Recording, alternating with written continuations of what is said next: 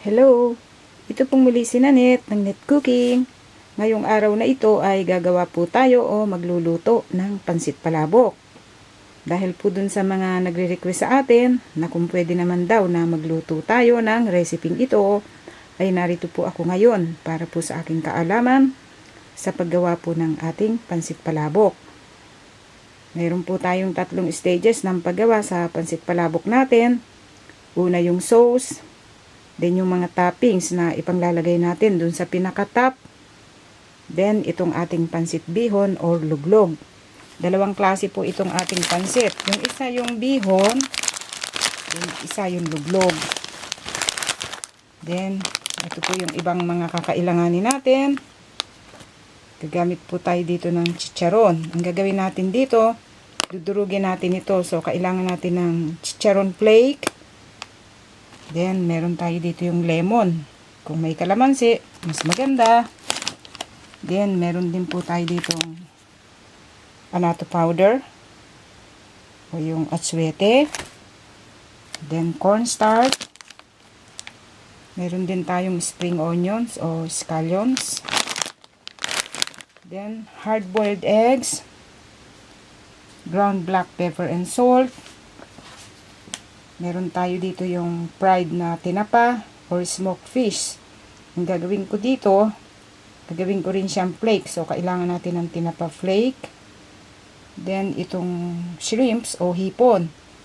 Ang gagawin ko po dito, aalisin ko yung balat at saka yung ulo. Then, lalagay ko sa food processor para makuha po natin yung juice ng shrimps. Then, kakailanganin din po natin dito ng tofu. So, itong tofu na to o tokwa ay fried na siya. May nabibili kasi dito yung fried tofu na siya. Then, minced onion. Then, minced garlic. Kakailanganin din po natin dito ng water at cooking oil.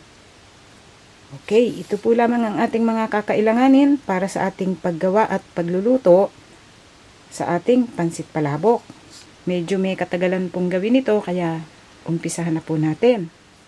Then ngayon, ang unang gagawin po natin, so itong ating shrimps, after na ilagay natin sa food processor at nakuha natin yung juice, so ang gawin natin, lalagay natin dito sa strainer para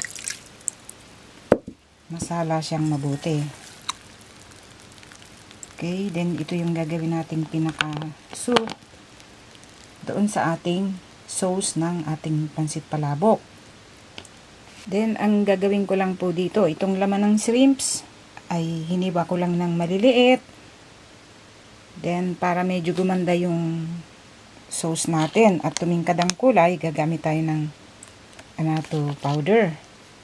Then, cornstarch. Ito po yung mga kakailanganin natin sa ating sauce.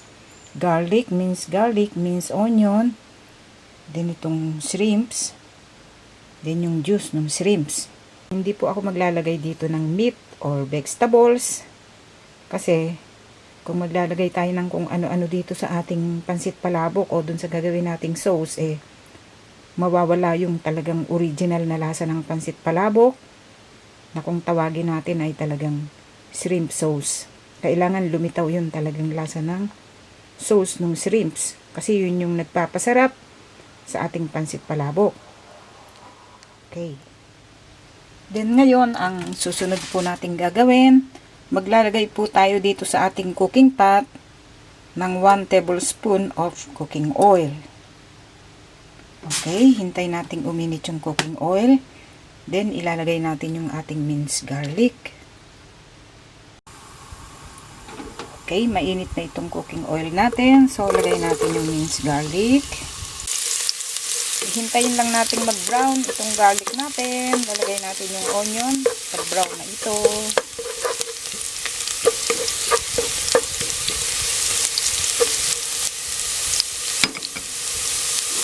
Okay, lagay natin ang onion.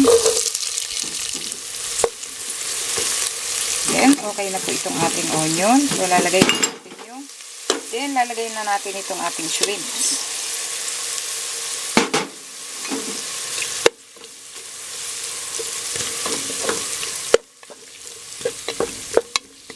Hintay natin mga Isang mabuti itong shrimps. Lagyan natin ng salt, then ground black pepper.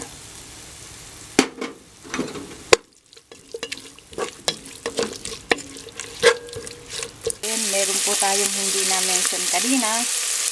So mag-a-add din po tayo dito ng patis. Then soup stock. Kakailanganin po natin dito ng soup stock. Makakatulong po ito para makapagpasarap doon sa sauce ng ating pansit palabok. Then okay na po ito. Gagawin natin ngayon, ilalagay na po natin itong ating shrimp sauce. Yung juice, no? Dito natin. So, pwede na po natin lagyan ng annatto color. Medium heat lang po tayo dito para lumabas na mabuti yung lasa ng shrimps doon sa ating sauce. Hihintay na lang natin na kumulo itong ating sauce. Kailangan lang na ka-prepare na rin itong ating cornstarch, yung tinunaw na cornstarch. Then, ilalagay po natin ito dito sa ating sauce pag kumukulo na. Okay, hintayin lang po natin kumulo itong ating sauce. Then, okay na to.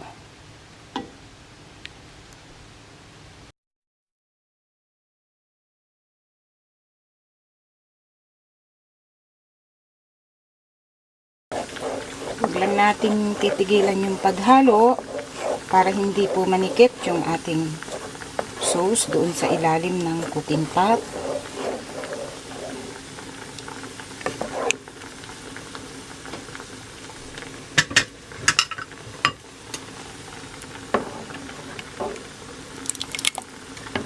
Okay, then palagay ko okay na po itong ganitong lapot niya o yung texture nitong ating sauce. So, ite-turn off na po natin itong heat. Okay. So, pwede na po natin itong ilagay doon sa pinakatap nitong ating palabok. Okay. Then, ngayon po ang susunod natin gagawin. So, meron tayo ditong boiling water. Then, ngayon, meron tayo dito yung bihon ang gagamitin ko. Ibinabad ko muna ito dun sa warm na water. Then, buboil natin dito sandali ito.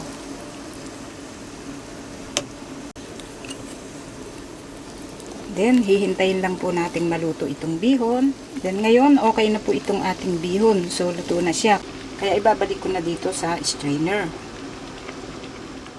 Then, ngayon, narito po yung ating bihon after na na-boil natin. So, bihon yung gagamitin ko dito. Then, yung ating palabok sauce. Yung ating hard-boiled eggs. At yung mga panglagay natin doon sa pinaka-top o sa ibabaw nitong ating pansit palabok. Ang gagawin natin, meron tayo dito isang serving plate. Maglalagay tayo ng bihon dito sa ating serving plate.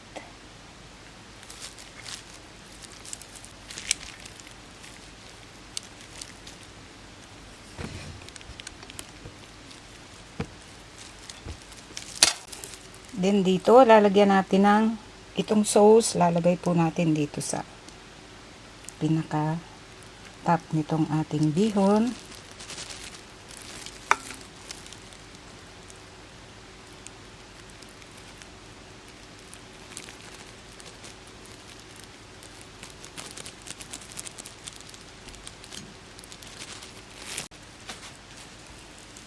Then dito, lalagyan po natin itong ating mga pang-toppings. So, unahin natin itong flakes chicharon.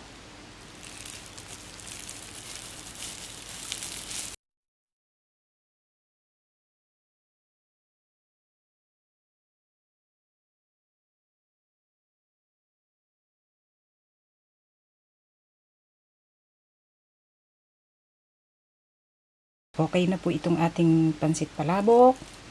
Pwede na po natin siyang iserve at kainin.